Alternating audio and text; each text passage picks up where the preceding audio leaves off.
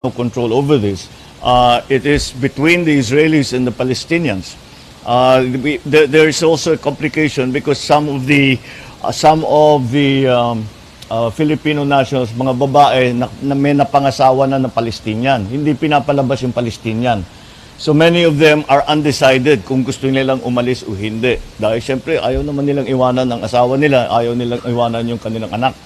So these are the problems that we are facing. However, I've asked the Secretary Ricky Manalo to make the ambassador Ilan Flus, and of course he has been able to get in touch with the foreign minister of Israel, and our ambassador Juni Lailo was able to see the president yesterday, the president of Israel yesterday.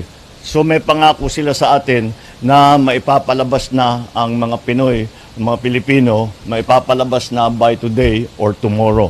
That is what they promised us, Saturday daw at the latest. So that's what nakahanda naman lahat ng ating mga bus, nakahanda na yung mga embassy natin sa Cairo, nandun lang sila, matagal na sila nag-aantay dun sa tawiran, yung Rafah crossing.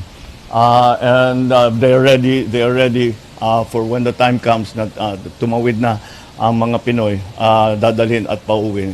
We have also offered our assistance to other ASEAN countries. Maraming Thai, may mga Vietnamese, mayroong mga iba't iba. So sabi namin kung sino mauna, magtulungan na lang tayo.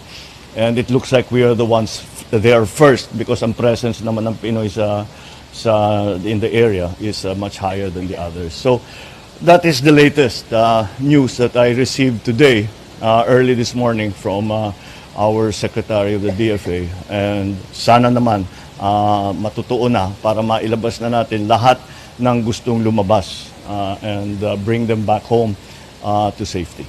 Thank you. Magandang umaga sa inyo.